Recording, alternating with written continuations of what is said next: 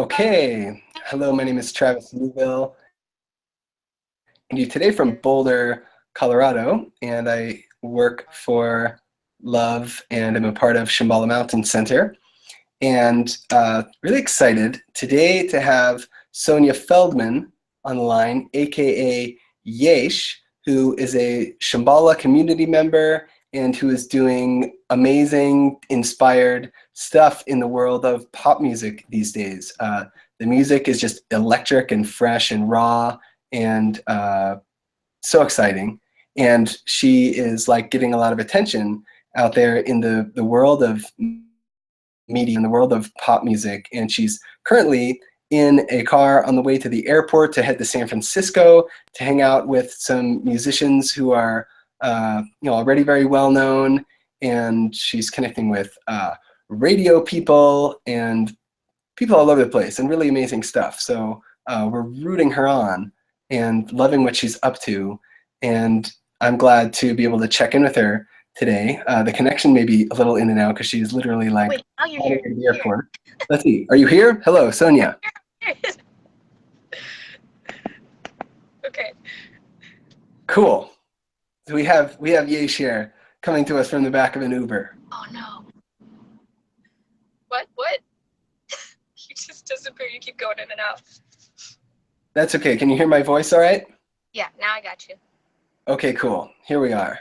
So, how's it going? Can you describe like where you're at now and like maybe in the context of this journey and generally what you're doing for people who, haven't yet, checked in with you or seen what you're up to? Yeah, I mean, basically, in case, a lot of people don't know who I am because I'm just a song member, but I sing and I rap.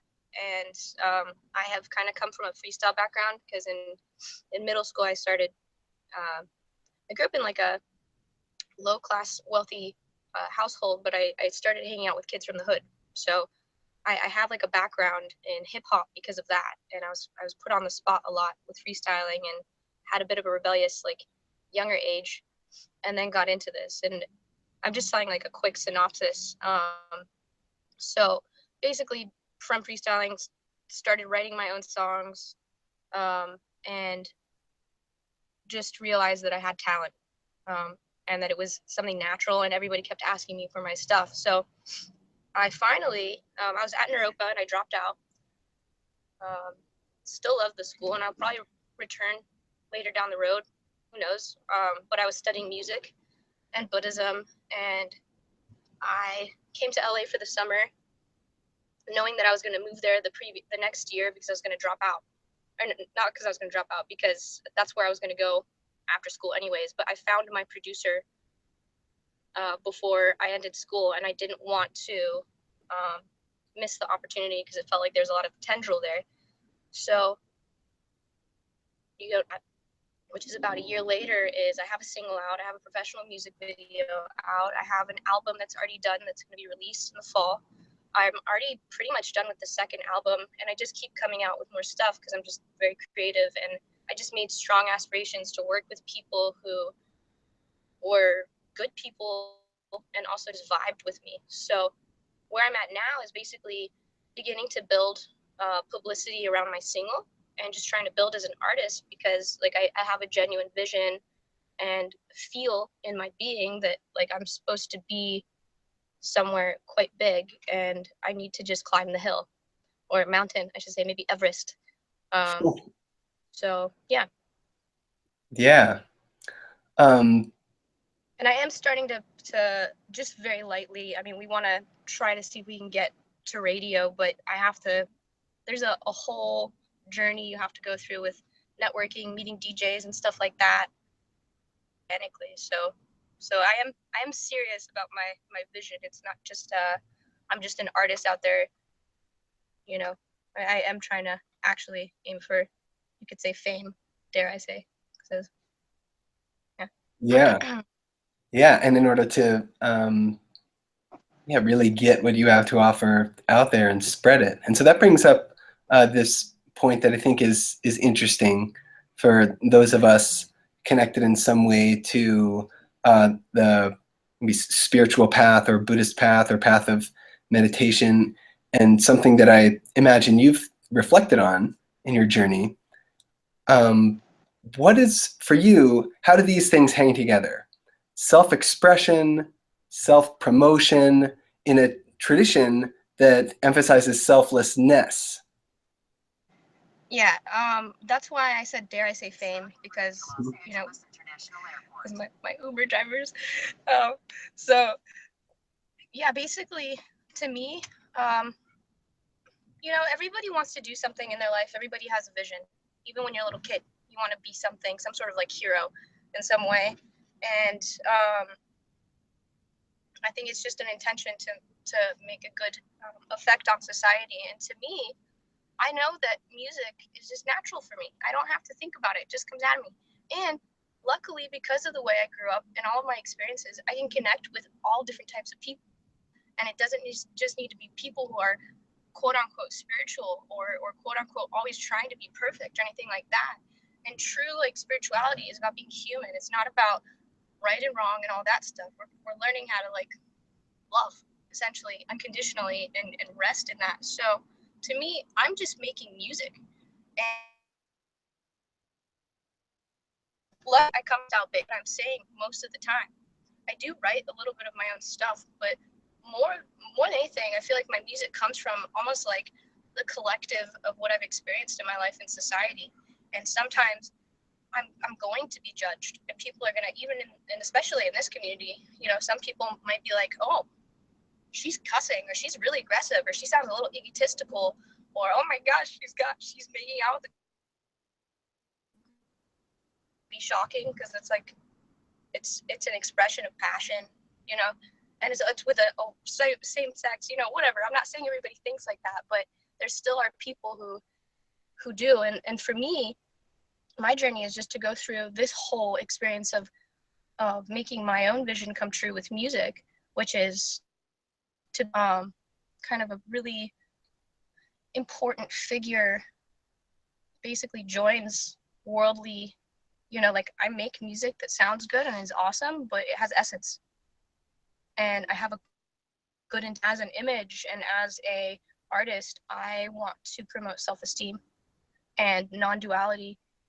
And I don't need to hide anything. Part of everybody asks me in interviews, like, who am I? What's my persona or whatever? And I tell them my persona is cutting through persona, because artists enough nowadays, so you just have this projection of them and you put them on this godly level, and then you put yourself below them and you think, how could I ever get to that, or have to slave your whole life to be that? And luckily meditation teaches us that everything's right here.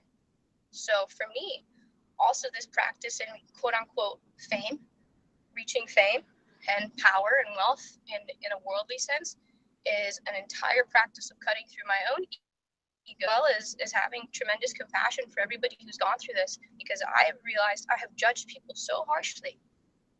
You know, I live in LA now. I see people with like so much plastic surgery. I have so much compassion for them now, because before I used to just judge them and think, oh my gosh, these people have no freaking self-esteem, any of that stuff. You know, we're innocent. We're just trying shit out. You know, so for me, this is also a journey. My journey in doing what I want to do is, who knows what's going to happen. You know, obviously I'm being pretty gutsy and putting myself out there, but you know, my vision is to join worldly and spiritual with my music, and climb to the top and be able to work with people who don't have, like, they don't need to be like me. You know, it's such an incredible experience to learn how to work and like be with all different types of people, and recognize like that it's not a practice or a religion that needs to be the thing that creates like peace. It's the fact that we're all connected, you know, and we're sane enough to work through issues regardless of where we're from, and you can have compassion and see that everybody has wisdom, you know. So that's to me. And also just keeping up my practice is like my vitamin for working in this industry, because it is it is really hard sometimes. I have seen people who have self-agenda, and I've seen it all. I've seen mixed. I've seen people who are very selfish, and I've seen people who are very kind, but you have to have incredible wungta and strength to keep moving forward, and also practice. It's like journey without a goal. So, yeah. Did I mention in the beginning that I'm rooting for you? Yes. Because the more you were talking, like the football stadium in my mind was like starting to stand up, and like the music was coming on, and people were like jumping up and down, and yeah, it's so wonderful breath of fresh air. So yeah, beautiful. So maybe just before we go, maybe just a note, and this is something that people all over the place may relate to, is you are like, you're literally on the road right now, but you're really, I mean, you're like on the road in life right now quite a lot. And you just mentioned your practice. How are you able to keep up your practice while being so in transition and with schedule stuff and with craziness? And I think a lot of people, in our Sangha and everywhere are, maybe trying to figure that out or have their own strategies. What do you have to say about that? Suck it up, man. Suck it up. You want to do something in this life, you got to work for it. You can't just like wish. You can't just ask for the sakyong to take care of you. That doesn't work like that. Growing up means growing up. And I am going to be blunt, because the times are so intense right now. You gotta want to wake up like your ass is on fire. Like you don't want to sit down because you have blisters. You know what I mean? Like you need to wake up. Everybody needs to wake up. You know what I mean? And it's not this thing that like every single person join this like cult of Shambhala or whatever, and let's do this. It's like let's be present. Let's live from our hearts. Maybe I don't get my traditional sadhana practice or whatever done every single day perfectly. I do most of the time. Sometimes I fall off though. Sometimes I miss days. I asked the sakyong though. I was like, "Have you ever missed a day of practice?" He's like, "Yeah." I was like, "You ever get scared?" And he's like, "Yeah." Fear is a good thing, and it can protect you. And for me, I'd say Trungpa Rinpoche said, just like Nike, just do it. You have to do it. It's literally, you'll start realizing once your life becomes busy enough and you're kind of really trying to make something happen, whatever that is. It doesn't need to be something humongous. You could work at 7-Eleven and that's just as fine. But when you're really trying to wake up, you realize actually you don't have a choice. You have to practice, because you're practicing in seeing the world in a non-habitual way. You have to practice that, because we are so habituated in looking at the world from an egotistical perspective. So at some point you just start realizing, oh, I really do need to and I can still live in the world. The whole point of why we're practicing is to learn how to find peace in so it's a choice. It's a constant choice, and you decide. It's not a big deal. It's very simple. It's a switch. You look left, you look right. Goodness, settings on. Radius.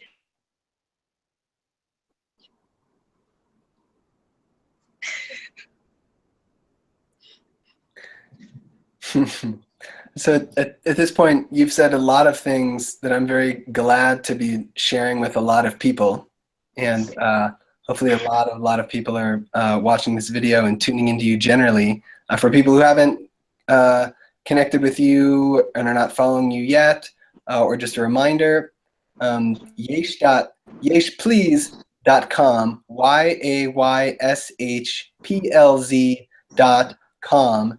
And if you go there, you can connect with her social media site, her mailing list, her YouTube page, which has her music video, as well as all sorts of just kind of more candid and interesting videos from her, a few tunes on her SoundCloud page. Her Facebook page is really fun to follow. So connect with Yaysh, aka Sonia Feldman, our Shambhala Sangha sister that we're rooting for. And please keep rooting for her. She's out there doing good things. And before we sign off, is there anything that we missed here that you want to say to folks at all? Yeah, a couple of things. Again, you don't have to like my music. Maybe you just want to support me by the fact that you're inspired that I'm doing something that I want to do. Not everybody's going to understand because I'm being very free in my music. Not everybody's going to understand the kind of the message I'm bringing, even though the message is very simple. I'm just free. And also, you can call me whatever you want. You can call me Sonia, you can call me Yaysh, you can call me sweetheart, whatever. And yeah, all I can ask is please, whatever, in whatever way, whether it's through Tonglen or it's through you want to buy a single or you want to, like, when I start performing, you want to go to a concert, anything. Help me. The only way anything can happen is if other people help you, and I'm not in any way embarrassed to ask for it because I need it. So please, you know, you know somebody who like could help out with maybe a venue or something that you think I'd be good at. Great. So yeah. Oh yeah, and then the only other last things I want to say is in my song, in a lot of my songs I talk about women a lot. And my sexuality is actually pansexual. I'm not a lesbian. Everybody assumes I'm a lesbian because I talk about women. I do at this point in my life sway a little bit more towards that. I know this is coming off as a tangent, but I think it's really important during the times to kind of talk about this. And in a lot of my songs, I'm talking about a lot of things that have to do with sexuality, a lot of things that have to do with race, a lot of things that have to do with being a woman, all this stuff. So, you know, I am saying something in my music, and if you're really paying attention, you'll see, and it's very timely of what's going on right now. And some of the things I represent, and then I'm done, I mean, essentially it's all freedom. It's taking all the isms out, because sexuality, race, sexual preference, gender, all that stuff is all concepts and labels and all this stuff. And again, my intention is just to cut through. So this is for the lineage, the blood, sweat, and tears of all the Buddhas and Bodhisattvas, the 3 times in the 10 directions. And I dedicate all of my practice and work that I do in this life for that. So join me. Let's wake up. Yeah. Okay. Good note to end it on. Please keep up the good work out there. We're rooting for you. Yaysh, aka Sonia Feldman, our friend. Yeah, Yaysh, one more. the meaning of Yaysh, I made it up. It is good. And I coined it from Yeshe, which is wisdom, is fully developed wisdom. So I coined Yaysh, which means wisdom with swag. So that's like my seed syllable. Radiate that wisdom and swag out there for the good of the whole. Yes, and thank you, Shambhala, and you, Travis, for this awesome interview. This is probably the best interview I'll ever have. Cool. Let's do another one. You know, let's check in down the road a little ways and see how it's going. Awesome. Cool.